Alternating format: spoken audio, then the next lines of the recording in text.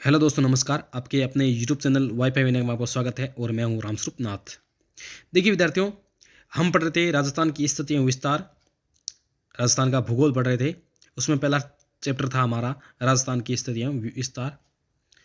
तो देखिए, उसका पार्ट हमने पहला बना लिया है, ये दूसरा पार्ट है और इसके बाद में कंप्लीट हो जाएगा पहला यूनिट है हमारा।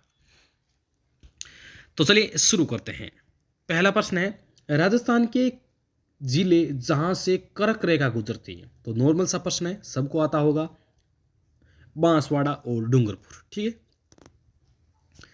जो नॉर्मल क्वेश्चन होगा वो सीधा बताएंगे। उसके बाद में जो भी मोस्ट इंपॉर्टेंट प्रश्न है, काफी प्रश्न बनने की संभावना है, वहां से वो जो समझाने वाले होंगे उसको समझाएंगे। अगला प्रश्न बनता है, अरावली पर्वत श्रृंखला की दूसरी सबसे ऊंची चोटी कौन सी है। ये देखिए, ये जो क्वेश्चन है अभी ट्रेंडिंग में चल रहे हैं कि दूसरी, तीसरी, चौथी, इस प्रकार क्रम से पूछ रहे हैं। या तो ऐसा प्रश्न बनाएगा या सीधा वो पूछेगा कि छोटी से बड़ी या बड़ी से छोटी पहाड़ी कौन सी है, या पहाड़ कौन सा है, चोटी कौन सी है। इस प्रकार के प्रश्न ट्रेंड में चल रहे हैं अभी। तो देखिए, आपको पता होगा कि सबसे बड़ी चोटी है वो गुरु शिखर है। उसकी लंबाई कितनी है? 1722 मीटर। एक ट्रिक है, गुरु से दिल से जरा आसरक।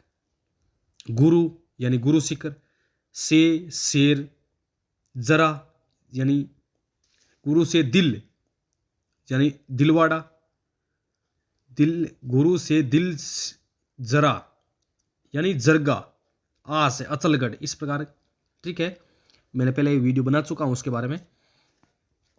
तो देखिए, इसने पूछा है दूसरी, तो पहली कौन सी हुई? गुरु शिखर। तो इसने पूछा है दूसरी, दूसरी कौन सी हुई? शेर, 1722। उसके बाद में 1597 जो शेर है। क्वेश्चन में ऑप्शन है कुंभलगढ़, नागपाड़ और आगे देखते हैं शेर और अचलगढ़। तो ये आ गई हमारी शेर वाली, 1597। अगला प्रश्न है, ये भी देख भी रखा, देखो। अगला प्रश्न है, उदयनाथ पर्वत राजस्थान के किस जिले में से? तो ये उदयनाथ पर्वत कहाँ है? अलवर में। ये पिछली बार ग्राम सेवक में भी आया, वीडियो के पेपर में भी आ रखा है। अगला प्रश्न बनता है कि थार मरुस्थल का विस्तार किन राज्यों तक है? राजस्थान, राजस्थान पंजाब, मध्य प्रदेश, राजस्थान पंजाब, राजस्थान पंजाब, गुजरात, हरियाणा। तो थार ये पश्चिम एरिया वाला आ गया, जैसलमेर के पास, बाड़मेर ये वाला। तो इसमें इन राज्य पूछा है, तो राज्य राजस्थान है, ऊपर पंजाब आ गया, नीचे गुजरात आ गया और ऊपर हरियाणा भी आ गया। तो पंजाब, हरियाणा, राजस्थान, गुजरात, ये ऑप्शन सही है।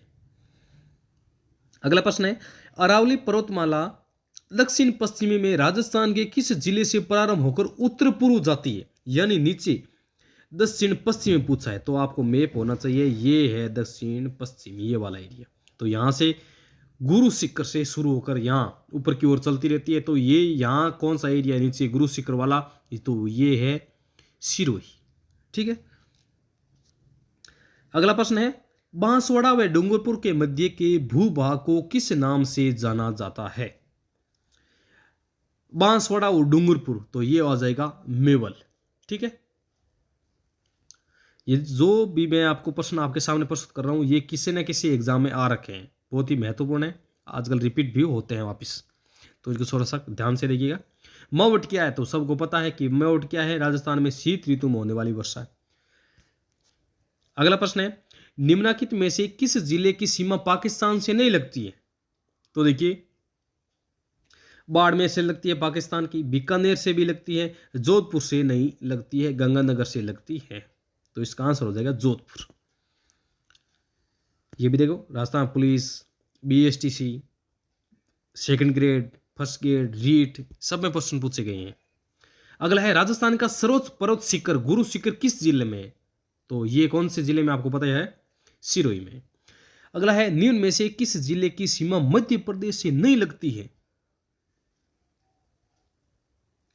यानी इसने पूछा है कि मध्य प्रदेश से नहीं लगती। अब देखिए, प्रतापगढ़, झालावाड़, कोटा, डूंगरपुर।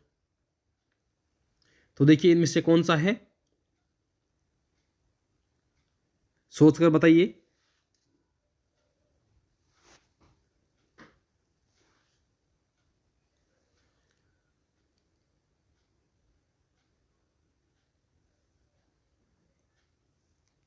जल्दी सोचिए, प्रतापगढ़, झालावाड़, कोटा, डूंगरपुर। याद रखिए मैप को, मध्य प्रदेश कहाँ है, उसके पास पास वाले जिले चेक किए जल्दी।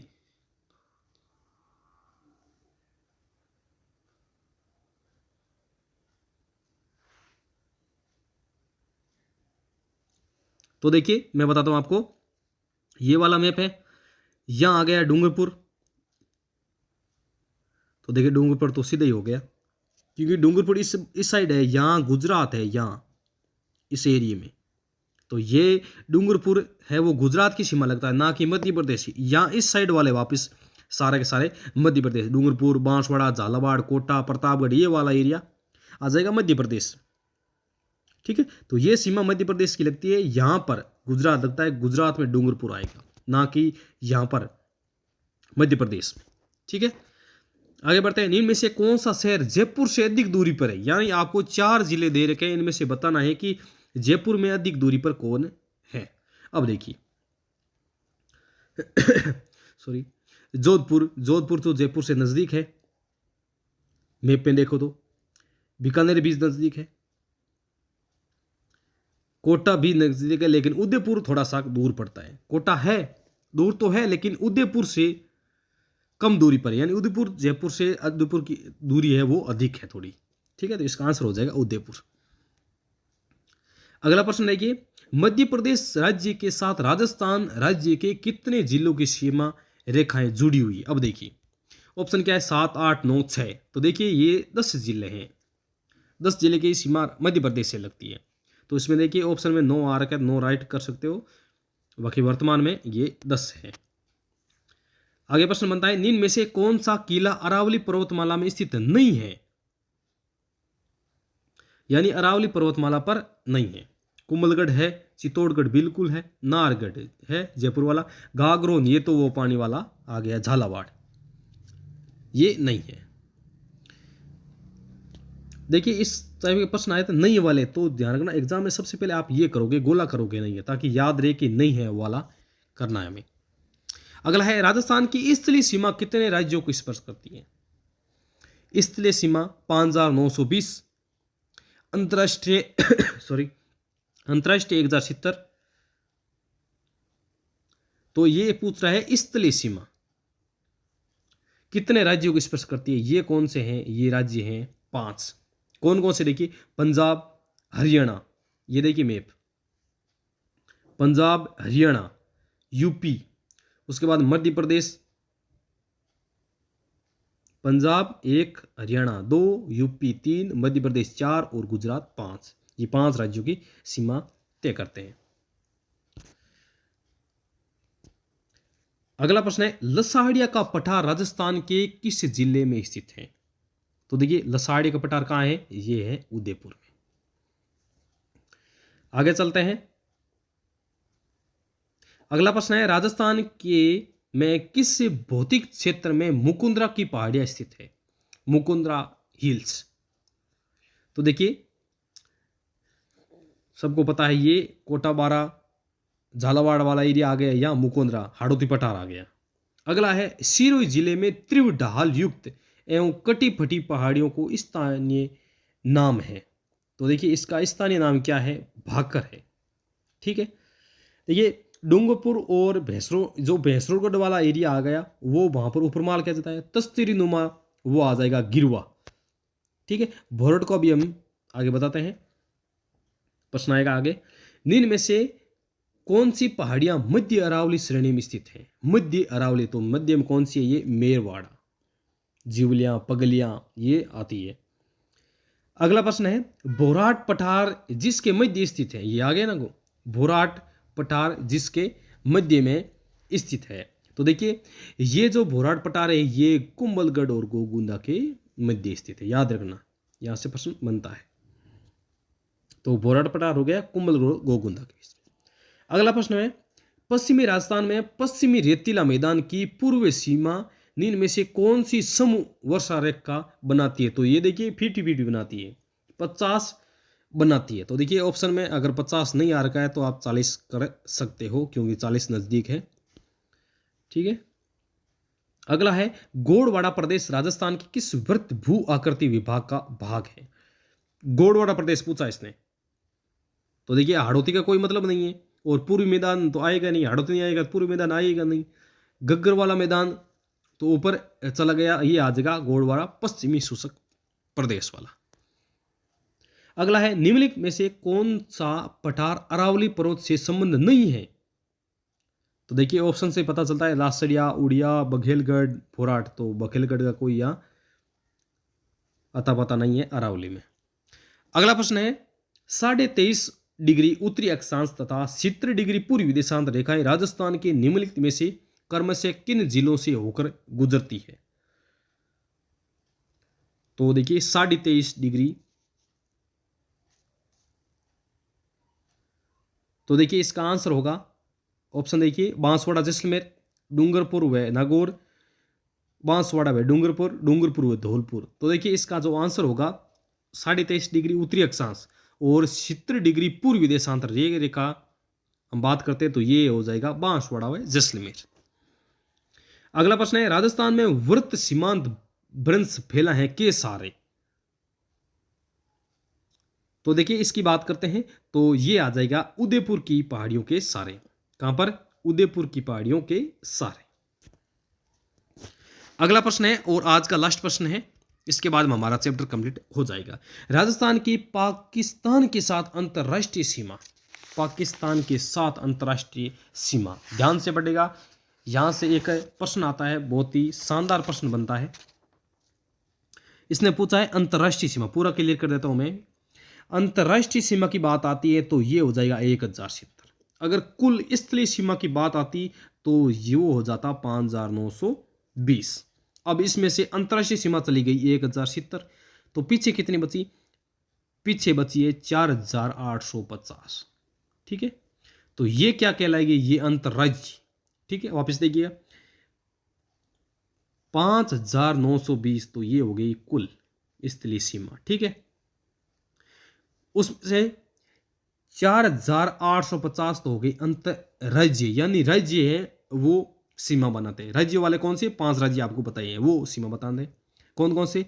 ऊपर देखो, पंजाब, हरियाणा, यूपी, मध्य प्रदेश और गुजरात, ये 5 जिले, इनकी सीमा लगती है 4850। अब पीछे क्या बचा? पीछे बचा 1070 बचा है वो अंतरराष्ट्रीय सीमा, जो पाकिस्तान वाली लगती है रेड क्लिप रेखा। तो ये कुल हो गया टोटल 5920 स्थलीय सीमा। ठीक है, हो गया कंफर्म। ये देखिए विद्यार्थियों, आज हमारा टॉपिक कंप्लीट हुआ पहला, राजस्थान की स्थिति, विस्तार, आकृति एवं भौतिक स्वरूप। 2 पार्टों में आपको बोला था, 2 पार्टों में अब कंप्लीट हो गया है। लगभग इसमें सारे क्वेश्चन आ गए हैं। ठीक है, जैसे लंबाई चौड़ाई है वो मैप के आधार पर आप करोगे तो पता चलेगा 3,42,239 वो आ जाएगी। अगर मील में बात करेंगे तो 1,32,140 आ जाएगी। 10.41% आपका कुल क्षेत्रफल है भारत का। वो आप मैप के आधार पर करोगे तो पूरा कंफर्म हो जाएगा। आप मैप को अच्छी तरह से कर लेना, 1-2 प्रश्न आपको मैप के आधार पर मिल जाएंगे एग्जाम में, ध्यान रखना। तो इससे मैप को पूरा आप क्लियर करोगे, उसी के आधार पर प्रश्न हो जाएंगे आपके 1-2 तो राइट। तो कौन सा जिला कहां पर है, तो उनको एकदम आप कंफर्म करके मैप को अच्छी तरह तैयार करोगे। तो ये थे विद्यार्थियों पहला टॉपिक हमारा। अब हम क्रम से इसको आगे बढ़ते जाएंगे, कल दूसरा टॉपिक लेके आएंगे। अब देखिए ये राजस्थान का भूगोल चल रहा है, और भी क्लासेस चलेगी। राजस्थान का इतिहास, भारत का इतिहास, मौर्य गुप्त, वो इसमें सारे आ जाएंगे।